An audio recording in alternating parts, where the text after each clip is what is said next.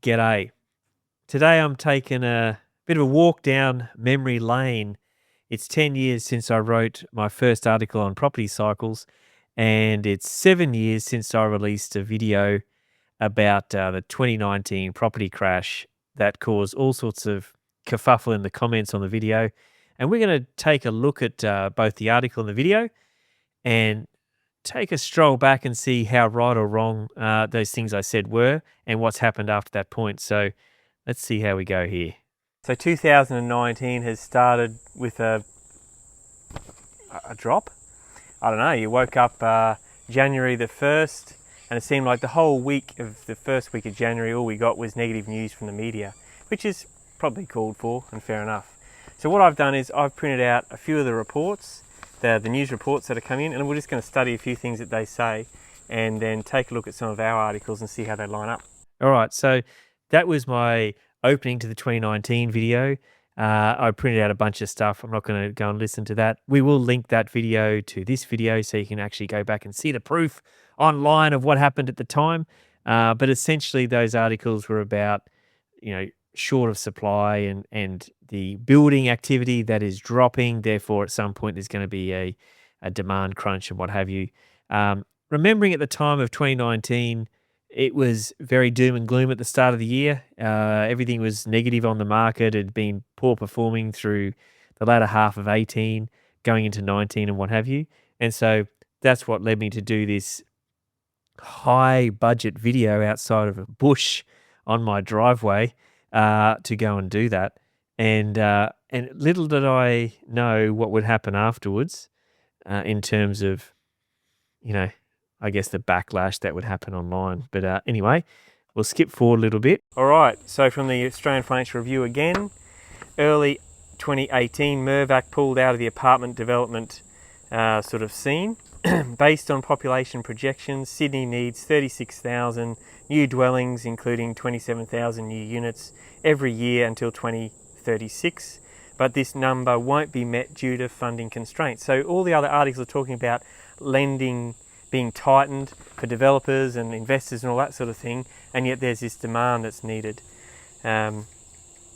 So they're saying that the current forecast to 2021 indicates further reduction in completed projects, and looking ahead, should completions of projects consistently fall short of the dwelling demand, then supply shortages will take effect. So from 21, they're saying there's supply shortages in the property market.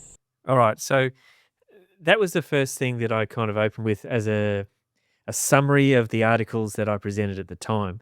They're all saying the same thing. There's going to be a shortage of dwellings in the market, which is going to put less supply, what's going to happen with demand, where it's going to go. And then we sort of overlaid what we believe was going to happen with the property cycle on top of that, based on the article that I written in 2016, 3 years ago then, and of course 10 years ago now. So we'll skip forward a little bit more to get to what really ticked people off. Of course, if I knew how to tick people off more often, I would do that because I actually rather enjoy it. And I thought this was rather amusing. But you'll see that shortly. So this is my summary and relating it to the property cycle and what I said should and shouldn't be done moving into 2019.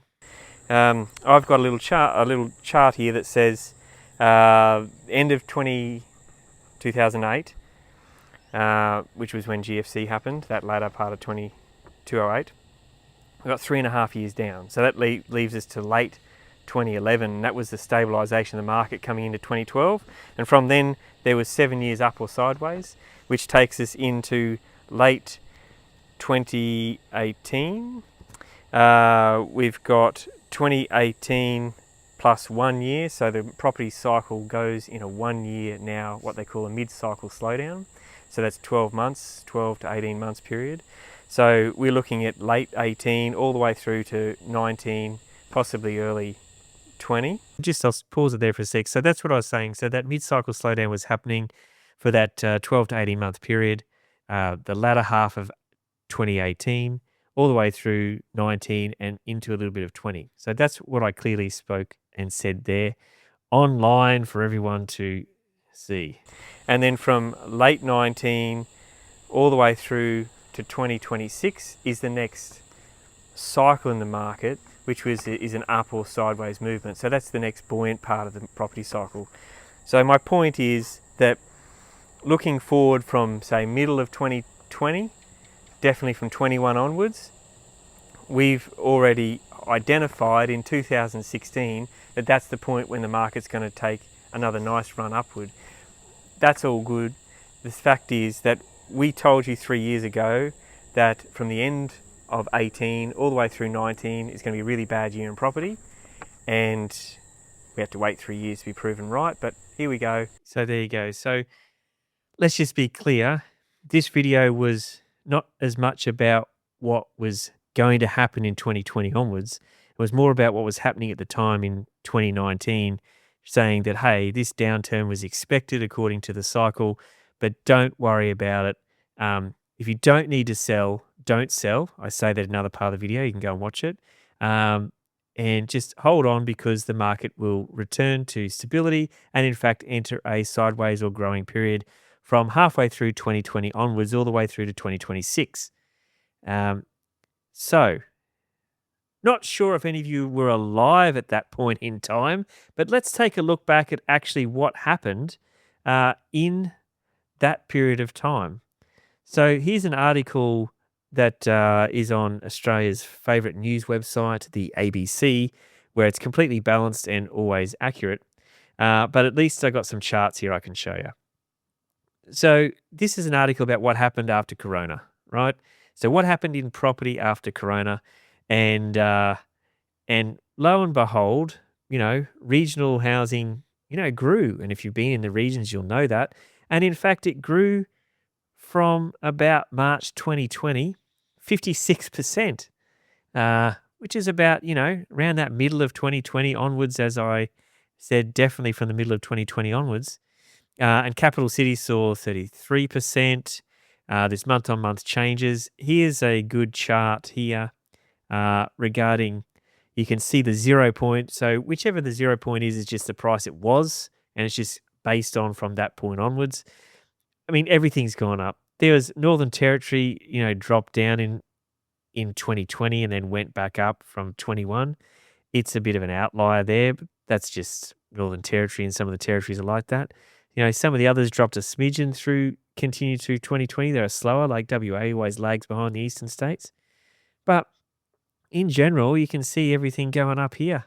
Like, it's just skyrocketing, right? All the way over to 53%, 54% in 2020 in New South Wales. Flatlined a little bit and back up to the same thing now. And we've got Queensland at 70, South Australia at 73, and WA at 79% price increase from the time it was entering Corona, which is that year of 2019, where I said from at least the end of 19, at the very least, midway through 2020, the market would move upwards again. So that's regional values. And then we can look at, there's a price chart. We'll actually put this link in the video as well. I just want to show you this one here, which is the capital cities dwelling, because it looks very similar to regionals, right? And it's not too far off. Perth at 76, Adelaide 73, Brisbane 69, so 1% less than the regions, but it's pretty high for capital city prices. This is the capital cities is the blue chip, right? This isn't some fringe regional areas that, there's a new pineapple plant and, people double their money in property because it went from 100 to 200 grand. We're talking blue chip capital city suburbs in our biggest cities in this country. And this is the performance post-Corona, which is exactly what I said. Now, I didn't pick Corona. I didn't predict it. I only went off the chart and the cycles said that we were due a slow time, and after that it would pick up. And the data that I was reading there, you can go back and look at that full video, was about actual data saying that, in the slower times, we're not actually building enough. So there's going to come a crunch time from 2020 to 2020 onwards. Now, that gets blamed. Corona gets blamed a lot for the housing issues in 21 and 22 and onwards.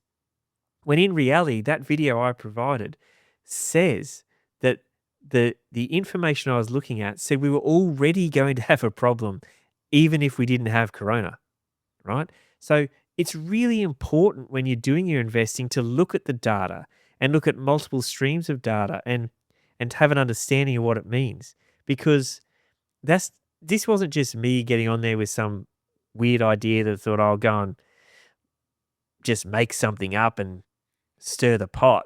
Like, we don't ever make stuff up, right? We always base it on real data and our real opinions from that data based on our 20 plus years experience in doing what we do. And just to prove that we're not crazy, this is the article on the Property Advice website, so propertyadvice.com.au, where I show the property clock from Phil Anderson and a whole bunch of stuff there, which I just break it down and very easy. There's a bunch of comments on the page, and some predictions back in 2016 of like where we're coming to the end of our cycle at 26, depending 27, depending on if we're following the US as we usually do or whatever, on what that's going to do and be at the time. But it's important to note that this wasn't made up, right? This is not made up. It's not something that I just go, oh, let's do this. Let's have a look at some comments. There's some good comments here. You know, We're Ireland, 1 year into the slide. I'm sure property prices can rebound. All that's required is to return to responsible, greedy lending practices, blah, blah, all this sort of stuff. Super Nico 466 says, I'm happy to see all real estate related professionals starting to jump out and say things are going to be fine very soon. Well, depends on very soon, Super Nico. But, it was fine because according to the article I'd given you 3 years earlier, you would have known that this was going to happen. All right, this one, Dolphin Dave, 3037. Maybe Dolphin Dave likes swimming. Maybe he needs to be swimming. But he says, if you think house prices are going to make a comeback in 2020, you're in la-la land. It's not just about housing supply and demand. Australia has a debt problem, consumer debt, blah, blah. And look, he's right on consumer debt. I mean, if that's the figures, right? But I wasn't in la-la land. I was using real data. So, if interest rates move up, we'll see increased defaults on households. Well, that's always the case. Like, that's always happens, right? This guy here, Jack Cool, nice guy, but I don't buy it. Reminds you of the .com bust. Thanks, Jack. I appreciate being recognised as a nice guy. That's really nice of you. Bill Boyd, is past performance a reliable guide to the future performance? If the answer is no, then why are your predictions based on extrapolating past performance? Because it is actually. That's why they call it a cycle, and that's why things are repetitive. It's the same with fashion. It's the same with food. It's the same with travel trends. Things come round and round because there's human nature involved. And these cycles are big cycles and humans are involved. So things can be repeated. Not exactly the same, but you can definitely see trends. John Smith, obviously his real name, says, do not buy anytime soon. Property prices are not linked to demand. Okay. All right. Thanks, John. If someone didn't buy and they were going to, you would have just cost them hundreds of thousands of dollars. Truth Seeker, who obviously was here to find the truth and yet it was slapping them in the face and they didn't accept it, says that it is insane to think property prices will go up for another cycle, 21 onwards. Who can afford such ridiculous prices? Maybe 1% of the population. This is crazy. We need a massive price drop to come back to reality. Yeah, okay, some parts would be nice. A price drop would be lovely, wouldn't it? I mean, everyone would love a price drop, except for those who own property, because then they wouldn't like a price drop. But anyway, that's another discussion. Here's a sarcastic one, which I, of course, already answered. Real estate is a safe bet, always goes up. Good on you. Melbourne and Sydney are overvalued 40 to 60%. Prices will keep on plummeting over the next few years until they reach a more realistic and sustainable level. Okay. And yet they didn't. And there was lots of replies on this one. It kind of went, central banks and we'll see who's correct, blah, blah, blah. There's a lot of chatting amongst themselves. And I think there was one reply in here. There's about first homeowners. And they kind of ended up talking. So it actually was very thought-provoking for some people. So there was a lot of people that were very unhappy with what I said. And this does include the deleted comments, like the ones that said, I'm going to cause people to lose their house and their life savings and my head should be on a guillotine. We decided not to show those ones. Way too many vested interests in mainstream media. I know you mean well and being positive, but the truth is, this is 2019, not 2008, more people in debt, blah, blah, blah. I can't see anything to convince me house prices will go back. The whole world is struggling to sell. Well, the whole world just changed. And, if you had sold your property, let's say you had a property that was just an average property worth 500 grand in 2019 and you got scared and you sold it, I'm going to get out of the market because I don't know what's going on and I'm scared. You wouldn't be buying back in under 1 to 1.5 million, depending on the area. I drove through an area east of Brisbane on the weekend, speaking to an owner there, and in the past 5 years, the properties have increased 300%. So it has gone from $400,000 to a minimum of 1.2. If you'd sold that in 2019, early 2020, get out scared, the world's crashing, there's no way you're buying back in at 1.2 if you'd sold a $400,000 house. So I'm not saying that there's not times and cycles to be aware of what's going on, but I am saying that you need to base it on more than just panic. So someone else here saying, I didn't watch this because of the dislikes. I had a lot of dislikes on this video. Okay, this one here, Valiant TV 2897. Oh dear. People, please do your own research. 50% crash coming. Yep.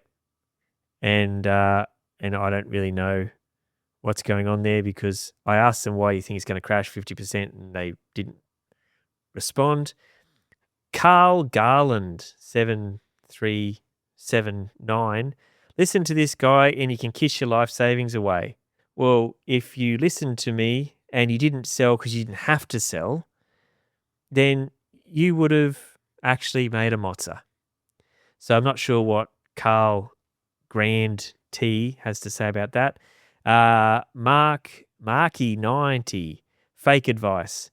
I'm pretty sure Marky's talking about himself there because, of course, I don't give financial advice, but we do talk about property and advising around that.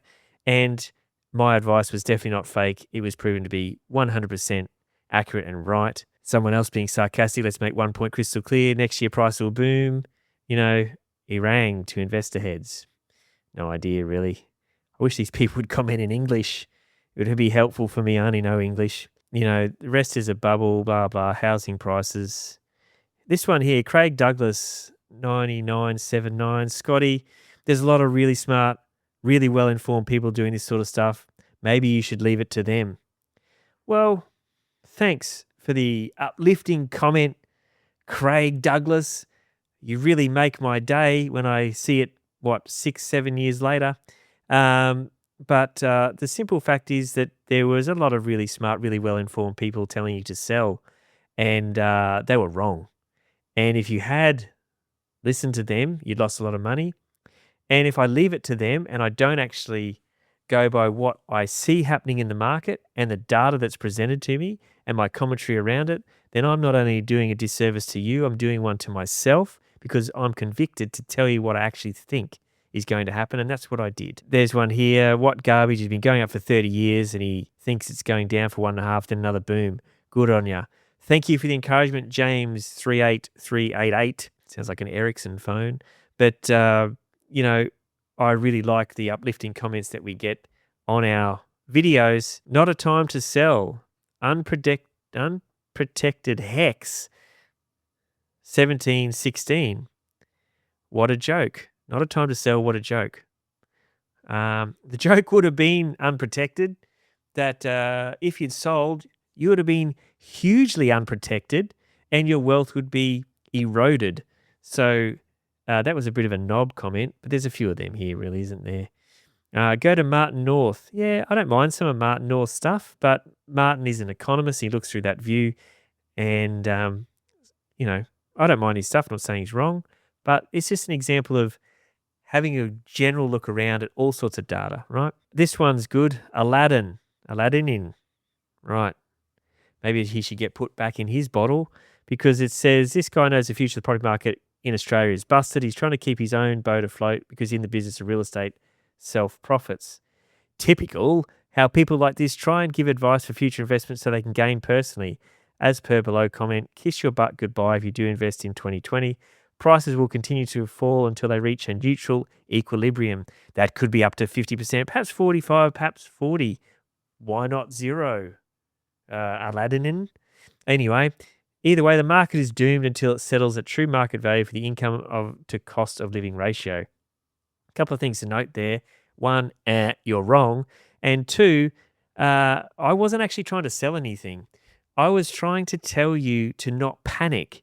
And if you didn't need to sell, which is what I started at the video saying, if you don't have to sell, don't sell unnecessarily because it was a temporary period of time. I didn't then go on to say, come and let me buy you a property or let me build you a portfolio. I said, come and join our program, which gives you the market insights and helps you decide what you need to do in property, which is what I always say. But these people get on here and think that I'm trying to gain personally. I didn't want the market to go down so I had time to sell my massive portfolio of property. I mean, what sort of crazy concept is that? I mean, it's flattering to think that my video would have enough sway over the Australian property market to stop it crashing so I could get out in time, but it's completely delusional, just like your comment. So get back in your bottle, Aladdin. Wrong. This guy's trying to offload his portfolio. Sydney Mel will lose 30 to 40%. Okay, rethink science. Probably should be rethinking your comment because you're wrong and I was right. Comedy routine, Wildman 529. Mate, you ain't seen nothing. Probably watch some of my other videos. They're much more funnier. This was actually a serious one, but I appreciate the uplifting comment. Start a property magazine. Ha ha ha. Don't really know what that means. Rat face kick. LOL. I don't know if he's looking in the mirror or commenting about my video. I'm not sure what he's doing there, but this one here, Paul says, it's funny how everyone is repeating themselves about the market crash every beginning of the year. People said it since 1980. It's never happened. Why? More people are coming to Australia than we accommodate. 2, there are many people who are wealthy enough to keep investing in property regardless of price tag. 3, these people can still afford repayments even when the interest rate goes up. 4th, people need a place to rent, have a mortgage on them.